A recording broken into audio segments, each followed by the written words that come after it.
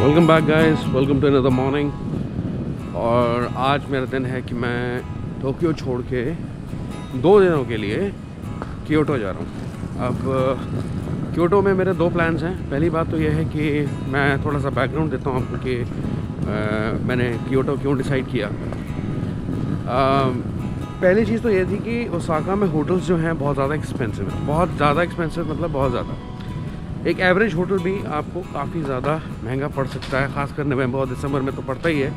पर मैं दिसंबर की बात ही नहीं करता, उससे पहले भी 15,000, 20,000 पर night, 35,000 per night.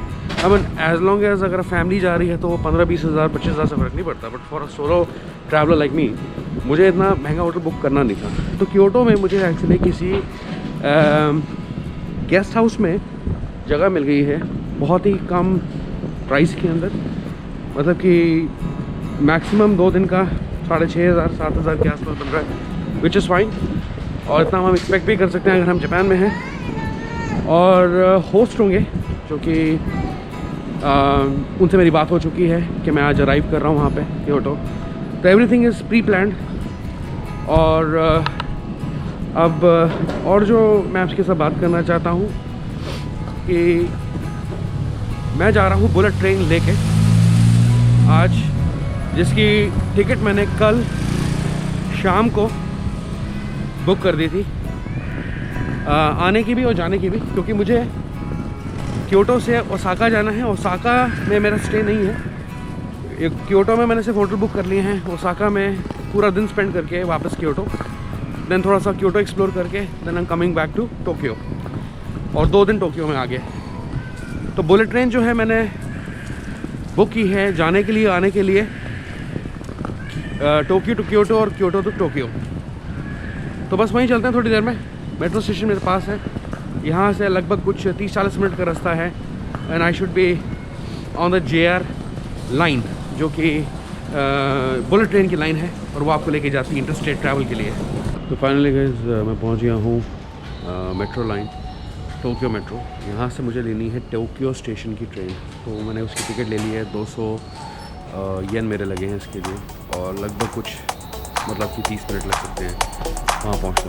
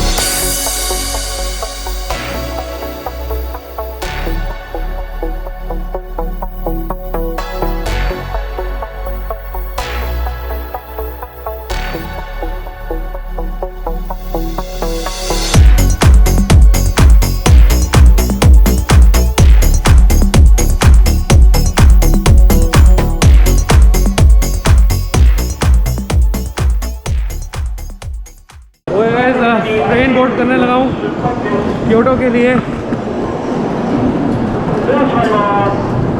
Non reserve seat है, तो प्लेटफॉर्म 1, 2, 3 से मुझे बैठना है, बोर्ड करनी ट्रेन। वैसे ट्रेन और भी डिफरेंट टाइमिंग्स के लिए है, पर ये ट्रेन क्योंकि सामने खड़ी तो देखता हूँ अगर सीटें वगैरह कुछ खाली मिलती हैं तो फटाफट से बैठ जाऊँगा ट्रेन में।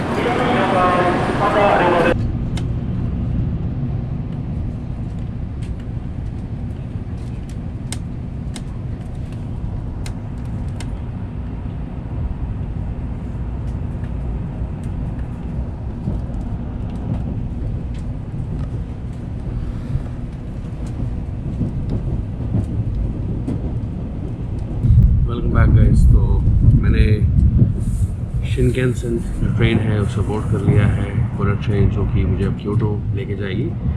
2-3 स्टॉप्स आएंगे बीच में, वहाँ हम रुकेंगे, लेकिन उसके बाद हम सीधा क्योटो पहुँचेंगे। अच्छा, अब इसके रिलेटेड ज़रूरी बात बता दूँ कि मैंने ये टिकट, जैसे मैंने आपको बताया पहले कि कल शाम को ख़रीदी, तो ये टिकट पहली बात तो मुझे 26,640 येन की पड़ी, मतलब लगभग ये 15,000 के आसपास रिटर्न फेयर पड़े मुझे। मतलब 2 टिकट आपको अलग से बुक करनी पड़ती हैं, जाने की और आने की, कोई PNR नहीं होता इसमें। अब वो टिकट बुक करने के बाद शाम को फाइनली आपने पूरी जर्नी अभी तक देखी है क्या चल रहा है। तो ये जो टिकट है मैंने नॉन रिजर्व सीट बुक की है। इसमें है कि आपके कुछ पैसे बच सकते हैं, और ये जो टिकट है इसकी वैलिडिटी रहती है 8 दिनों की।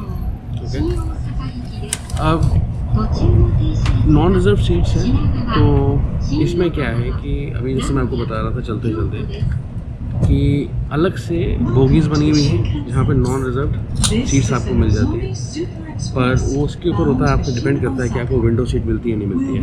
पर मुझे लकीली विंडो सीट मिल गई है और मैं जा रहा हूँ क्योंकि बैठ के आराम से, और इस ट्रेन की स्पीड देखूँगा कितनी है आज। रिकॉर्ड करते हैं थोड़ी सी, ठीक है, कोई वीडियो फास्ट नहीं करूँगा, आपको दिखाऊँगा कि ये कितनी तेज़ जाती है। ऐसा एक्सपीरियंस मेरा सेम सेंट पीटर्सबर्ग में था जब मैंने मॉस्को से सेंट पीटर्सबर्ग सप्सान यूज़ की थी। तो इस बार जापान, और आपको पता है कि जापान की ट्रेन सबसे पुरानी है। There is lot of excitement in me कि मैं एक बार इस बुलेट ट्रेन में ज़रूर बैठूँ। अच्छा, एक और जो चीज़ मैं आपको बताना चाहता हूँ ये कि मैंने जो टिकट के टाइमिंग जब मैं टिकट बुक कर रहा था उसमें मैंने चूज़ किया था 11:40 मॉर्निंग का, पर ऐसा कुछ नहीं है, वो एक टेंटेटिव टाइम होता है। आप अपनी जिस भी टाइम की आपने टिकट अपनी बुक कर रखी है उस टाइम आप उससे पहले यहाँ पहुँच जाए। अगर पहले की ट्रेन कोई होगी, क्योंकि 2-3 ट्रेनें दिन में चलती हैं और शायद शाम को भी सर्विस होगी, अभी मुझे नहीं पता, तो उसमें से अगर पहले भी कोई ट्रेन आपको मिलती है उसमें भी आप बैठ के जा सकते हो।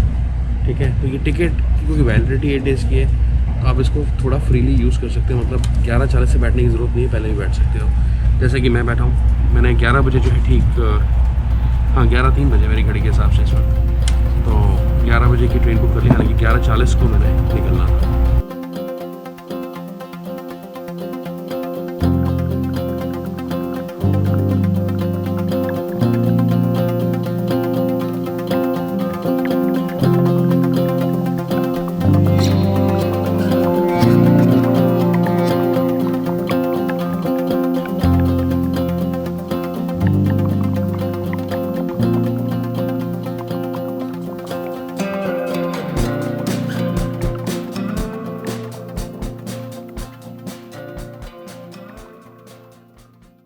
और गाइस मैं आपके साथ शेयर कर देता हूँ, अगर आपको जापान रेल पास लेना पड़ता है, मतलब यानी कि अगर आपका जो ट्रैवल पीरियड है वो 10 दिन का है या 15 दिन का है, 20 दिन का है, तो उस वक्त आप क्या जापान रेल पास लेना चाहिए या नहीं। इसके बारे में कुछ डिटेल्स मैंने नोट कर ली हैं, वो मैं आपको बताने लगा हूँ। ठीक है, देखिए, जो शिनकानसेन है, जो बुलेट ट्रेन है, ये 6 कंपनीज़ की ऑफरिंग है, कोलैबोरेशन है, जो कि bullet services all over the Japan चलाते हैं। इसमें 2 किस्म की पास हैं, आपको मिलते हैं अगर आप जापान रेल पास लेते हैं। मैंने पास नहीं लिया है बिकॉज मुझे पास की ज़रूरत नहीं है, मुझे पास महंगा पड़ता। पास तभी सही रहता है अगर आपने 20 दिन 25 दिन के लिए अगर ट्रैवल करना है तो आपको चीप पड़ता है।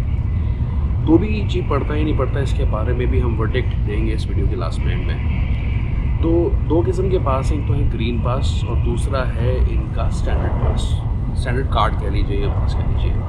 तो इसका एक बेनिफिट ये है कि आपको और ट्रांसपोर्ट का भी एक्सेस मिल जाता है अगर आप जापान रेल पास लेते हैं। तो कहने का मतलब ये हुआ कि जैसे कि JR की बसेस चलती हैं, क्योंकि इंटरस्टेट बसेस होती हैं, जो JR की फेरी चलती हैं, जो बोट्स चलती हैं, फिर मोनो रेल्स, और इसके अलावा एयरपोर्ट ट्रांसफर्स भी उसके अंदर इंक्लूडेड होते हैं। चाहे आप इनके 2 एयरपोर्ट हैं, एक तो है नारिटा एयरपोर्ट, दूसरा है इनका हारुका एयरपोर्ट। इसके भी मतलब और मोड्स ऑफ ट्रांसपोर्ट के आपको एक्सेस मिल जाते हैं अगर जापान रेल पास आपके पास है। तो जापान रेल पास आप ले सकते हैं 7 दिनों के लिए, 14 दिनों के लिए, 21 दिनों के लिए। ध्यान रहे, जो भी चीज़ें जिन फैक्टर्स के बारे में बात कर रहा हूँ वो बात करो टूरिस्ट के लिए। इसके लिए जो एलिजिबिलिटी है ये उन्हीं लोगों के लिए है जो लोग टूरिस्ट हैं, शॉर्ट टर्म विजिटर्स हैं, जो लोग री एंट्री परमिट पे आए हैं या किसी प्रोफेशनल रीजंस की वजह से आए हैं या कोई ट्रेनी आया है, कोई प्रोफेशनल किसी पर्पज़ के लिए आप आए हैं, तो उनके लिए जापान रेल पास नहीं है। ये सिर्फ टूरिस्ट की मैं बात कर रहा हूँ। और जापान रेल पास मार्च 31, 2023 तक सभी सेल्स काउंटर पे आपको मिलता रहेगा। 2 तरीके हैं इसको बुक करने के। पहला तो है आप ऑनलाइन बुक कर सकते हैं और ऑनलाइन बुक करके आप एक्सचेंज ऑर्डर बुक कर सकते हैं, चूज़ कर सकते हैं। मतलब कहने का ये कि आप उसकी बुकिंग कर लीजिए एडवांस में, और जब आप अराइव करते हैं टोक्यो में या कहीं पे भी जापान में, तो आप JR पास को अवेल कर सकते हैं, उसका जो पास है ले सकते हैं फिज़िकल फॉर्म में। तो ये है बात जापान रेल पास के बारे में।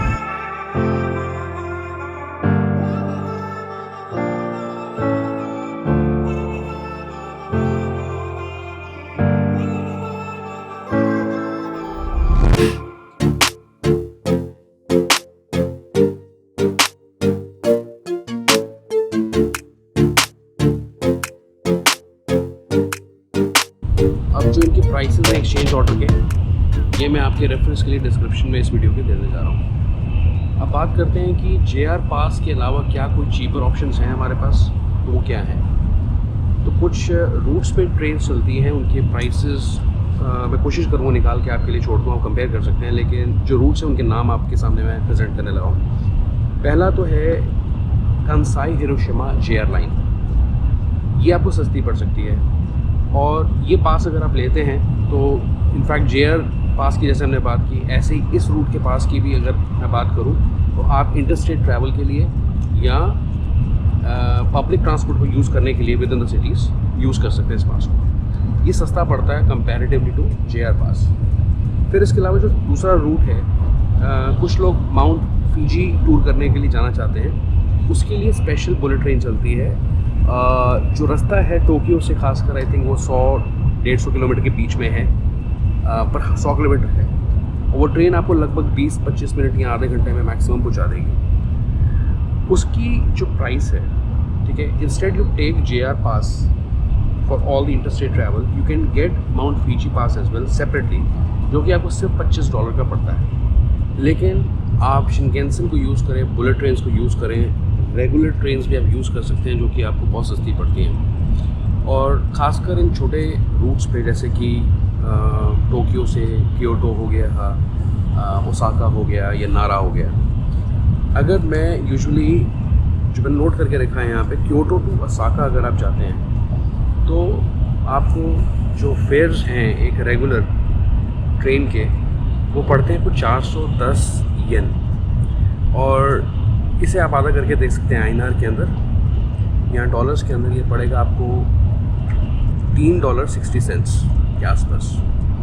ये रेगुलर फेयर्स हैं। और टाइम कितना लेती है ट्रेन? 1 घंटा फालतू ले लेंगी ट्रेन बुलेट ट्रेन की बजाय, ये है। लेकिन ये आपको सस्ती पड़ती, बहुत चीप पड़ती है, खासकर अगर छोटे रूट्स पे आप ट्रेन्स को लेते हैं। उसमें बुलेट ट्रेन्स ना यूज़ करें तो अच्छी बात है, थोड़ा टाइम फालतू लग सकता है, लेकिन टिकट आपको सस्ती पड़ेगी।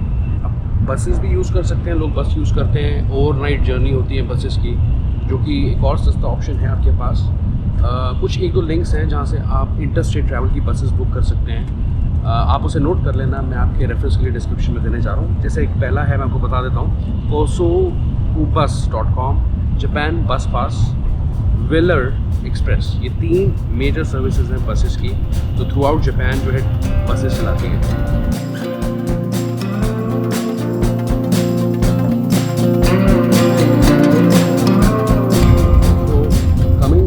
टॉपिक ऑफ JR रेल पास, क्या आपको ये पास लेना चाहिए, क्या आपको ये सस्ता पड़ता है? तो इसको कैलकुलेट करने के लिए देखिए, पहली चीज़ तो ये है, बेसिक चीज़, कि अगर आप 15 दिन के लिए आते हैं यहाँ पे, 20 दिन के लिए आते हैं, तो ऐसा तो है नहीं कि आप रोज़ इंटरस्टेट ट्रैवल कर रहे हैं, ठीक है ना। कुछ टाइम तो एक जगह बिताएंगे, तो उसको सामने रखना। दूसरी चीज़ ये है कि कॉस्ट क्या है पास की आपको पड़ती, divided by total number of days, ठीक है ना। तो जैसे अब 7 दिन की पास की मैं बात करूँ, JR पास की, वो आपको 29,110 येन के आसपास पड़ता है, US डॉलर्स में 270 पड़ेगा। और या पर डे के हिसाब से अगर आप देखें तो ये निकल के आता है कुछ 4,000 या 4100 येन, आधा कर सकते हैं आईएनआर में आप इसको।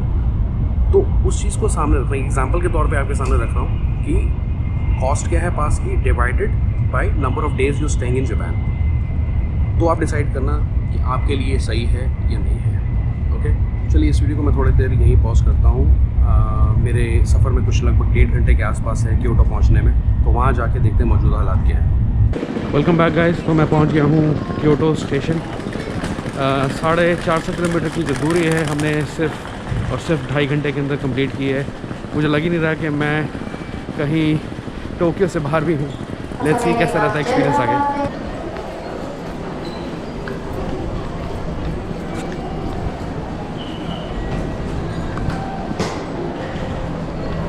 सो फाइनली गाइस मैंने ट्रेन ले ली है सिटी के लिए, अपने होटल के लिए।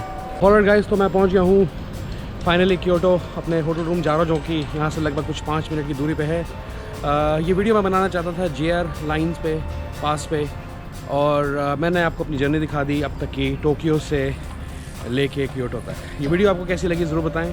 इस वीडियो को लाइक करें, चैनल को सब्सक्राइब करें। I see you once again. अपना बहुत अच्छा सा ख्याल रखें। Goodbye and take care.